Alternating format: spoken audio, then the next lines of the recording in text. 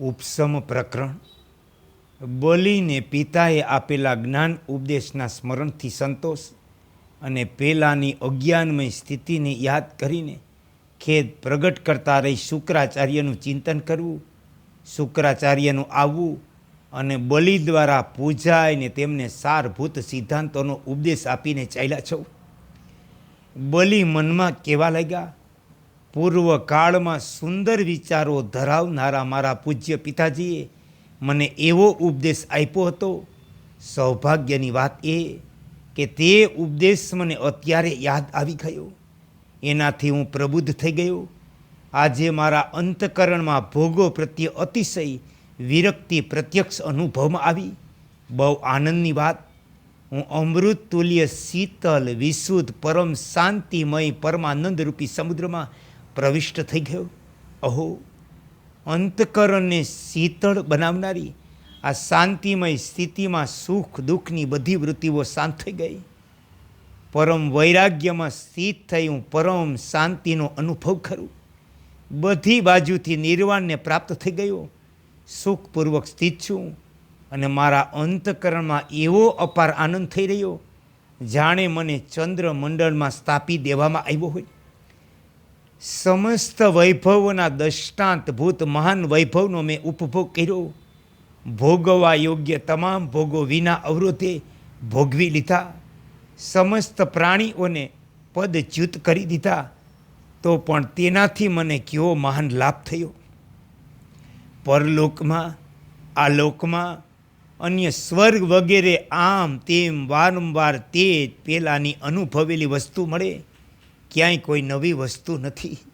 પાતાળમાં, ભૂલોકમાં, સ્વર્ગમાં સાર વસ્તુ શું છે? સુંદર સ્ત્રીઓ, રત્નો તથા મણિમય પ્રસ્તર માત્ર. પરંતુ કાળા બધાયને ક્ષણવારમાં ગળી જાય. આજથી પહેલાં આટલા સમય સુધી હું મહાન મૂર્ખ બની રહ્યો કે જે તુચ્છ સાંસારિક વસ્તુઓની ઈચ્છાથી દેવતાઓનો દેશ કરતો રહ્યો. જે મનની કલ્પના માત્ર છે તે જગત નામની મહાન માનસિક વ્યથાનો ત્યાગ કરવાથી કયો પુરુષાર્થ સિદ્ધ થાય? આમાં મહાત્મા પુરુષોને શા માટે અનુરાગ હોય? અહો, બહુ દુઃખની વાત છે કે અજ્ઞાનરૂપી મદથી મસ્ત થયેલા એવા મેં લાંબા સમય સુધી અનર્થમાં અર્થબુદ્ધિ કરી પોતે તેનું સેવન કર્યું.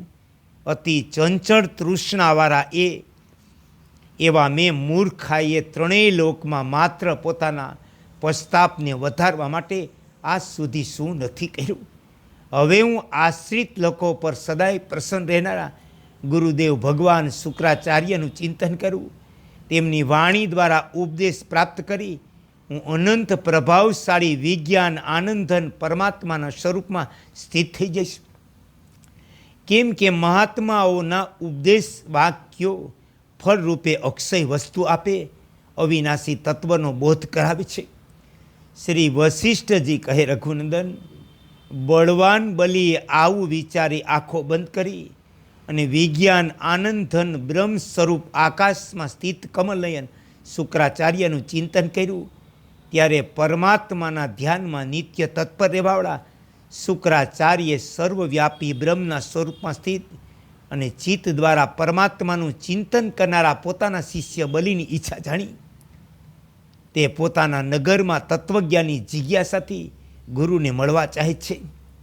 આ જાણીને પ્રભુ શુક્રાચાર્યજી કે જેઓ સર્વગત ચેતન પરમાત્મામાં સ્થિત છે પોતે બલિને ત્યાં ઉપસ્થિત થઈ ગયા. ત્યાં રાજા બલિએ રત્નમય અધરી આપી મંદારના પુષ્પ અર્પણ કરી ચરણોમાં મસ્તક ઝુકાવી શુક્રાચાર્યનું પૂજન કર્યું. જ્યારે તેઓ અધર્ય પૂજા ગ્રહણ કરી કિંમતી આસન પર બિરાજમાન થઈ ગયા ત્યારે બલિએ તેમને આ પ્રમાણે કહ્યું. બલિ બોલ્યા કે, હે ભગવાન, જેમ પ્રાતઃકાળના સૂર્યની પ્રભા સંધ્યા વંદન વગેરે કર્મ કરવા માટે લોકોને પ્રેરિત કરે તે પ્રમાણે તમારા કૃપા પ્રસાદથી ઉત્પન્ન થયેલી મારી આ બુદ્ધિ મને આપની આગળ કંઈક કહેવા માટે પ્રેરિત કરે. એ પ્રભુ, હું મહાન મોહમાં નાખનારા ભોગોથી વિરક્ત છું. તેથી એવા પરમ તત્વને જાણવા ચાહું જે પોતાના જ્ઞાન માત્રથી મહામોહનો નાશ કરી નાખે. શુક્રાચાર્યજી બોલ્યા, હે દાનવેન્દ્ર, આ વિશેષ કહેવાથી શું લાભ? હું આકાશમાં જવાની તૈયારીમાં છું. તેથી સંક્ષેપમાં સાર તત્વ તમને કહી દઉં. આ સંસારમાં એકમાત્ર ચેતન છે. આ સંપૂર્ણ જગત પણ ચેતન માત્ર ચિન્મય છે. તમે પણ ચિન્મય, હું પણ ચિન્મય, આ બધાય લોક પણ ચિન્મય. જે કાંઈ પણ દેખાઈ રહ્યું તે બધું સચ્ચિદાનંદ ધન બ્રહ્મ છે. આ તમામ સિદ્ધાંતોનો સાર છે. જો તમે શ્રદ્ધાળુ છો તો આ નિશ્ચયથી તમે સર્વ કાંઈ પ્રાપ્ત કરી શકો. અને જો તમારામાં શ્રદ્ધા નથી તો તમને આપેલો ઉપદેશ પણ રાખોડીમાં નાખેલી આહુતિ જેવો છે. ચેતનની જે વિષયોની આસક્તિ છે તે બંધન. આનાથી છૂટવાને મોક્ષ કહેવાય. વિષયો રહિત ચેતન જ પૂર્ણ બ્રહ્મ પરમાત્મા છે.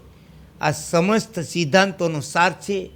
આ સિદ્ધાંતને ગ્રહણ કરીને જો તમે પોતે અખંડાકાર વૃત્તિથી પોતાના દ્વારા પોતાની યથાર્થ અનુભવ કરશો તો અનંત પરમ પદ સ્વરૂપ પરમાત્માને પ્રાપ્ત થશો.